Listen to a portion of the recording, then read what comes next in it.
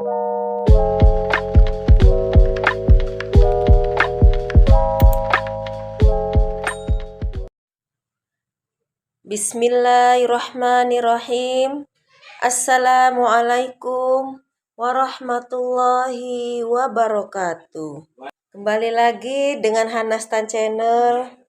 Kali ini kami akan bercerita tentang dua malaikat dengan mayat di dalam kubur. Ya sahabat, sebelum bercerita, saya sapa-sapa dulu ya. Halo sahabatku semuanya, apa kabar?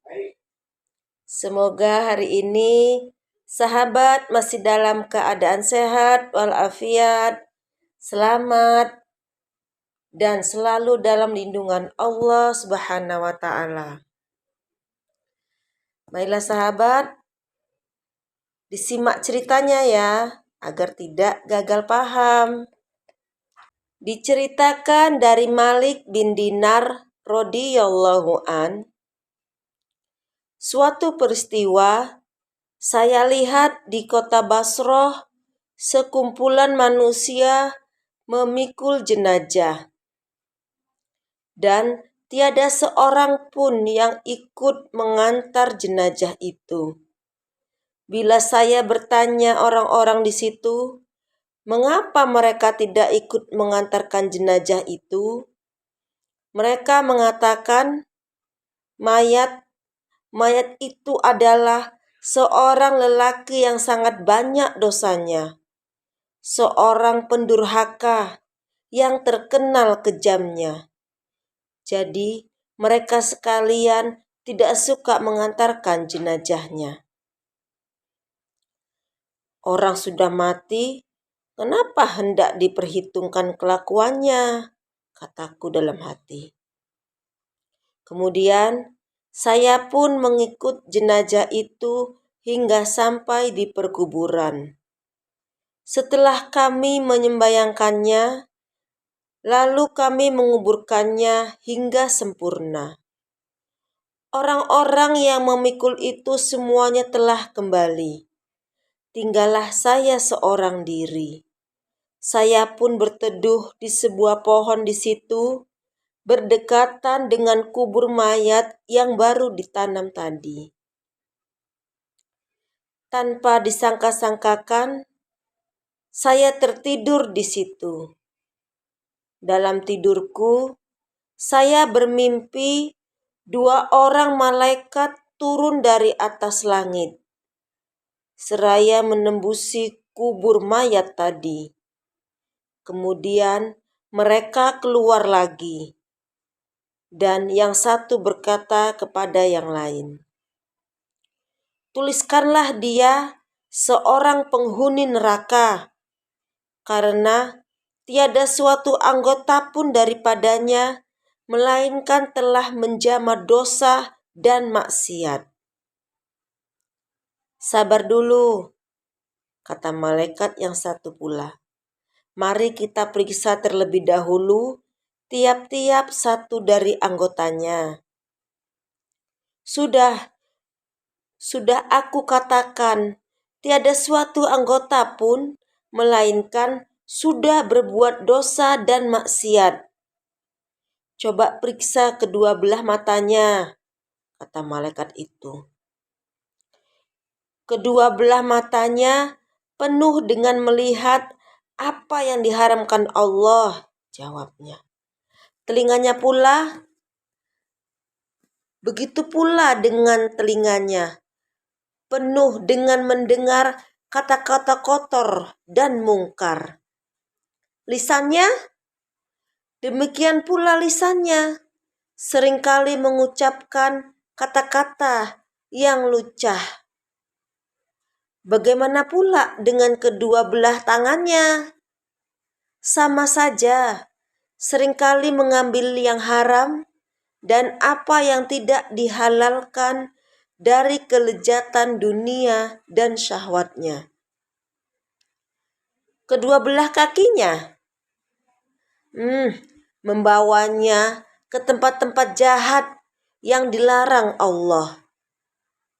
Malaikat yang satu lagi itu masih tidak puas hatinya untuk menghukumkan orang itu begitu saja dari ahli neraka.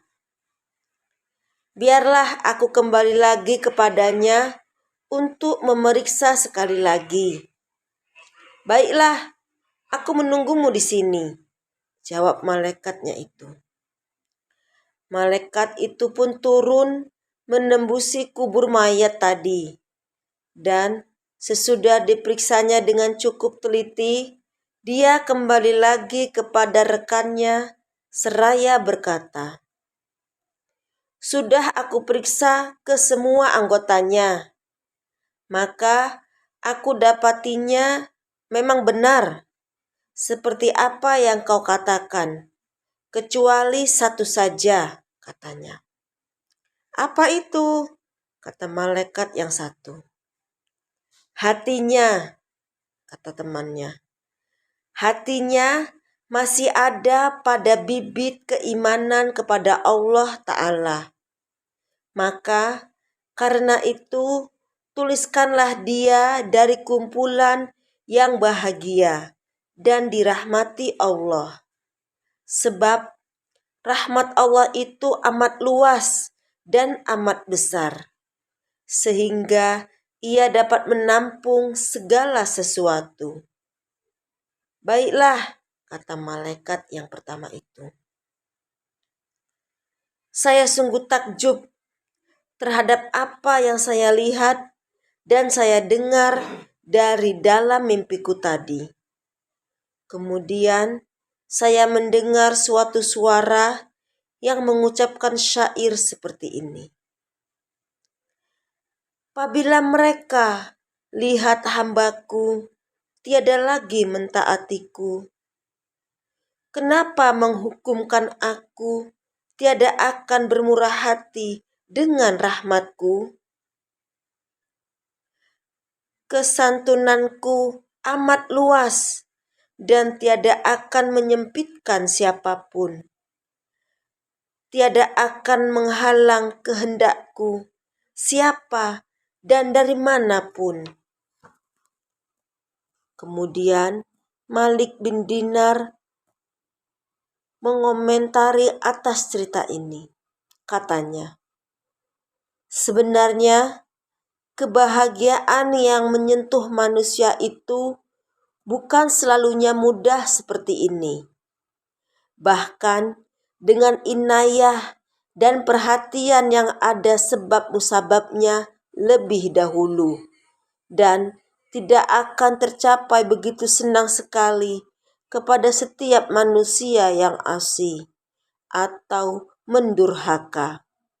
Karena itu, jangan sampai orang-orang yang berbuat dosa terpedaya dengan cerita seperti ini, lalu mengharapkan memperoleh apa yang terjadi ke atas lelaki ini.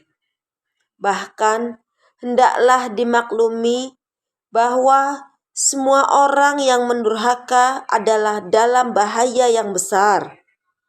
Tiada diketahui apa kesudahannya. Maka hendaklah kita selalu memohon kepada Allah husnul khotimah atau kesudahan yang baik, serta meminta keampunan dan maghfirat kepadanya dengan kemurahannya dan rahmatnya. Amin ya Rabbal Alamin. Sahabatku yang dirahmati Allah, demikianlah kisah kami kali ini. Semoga kita bisa memetik hikmahnya. Dan semoga Allah selalu melimpahkan rahmatnya kepada kita. Billahi taufik wal hidayah.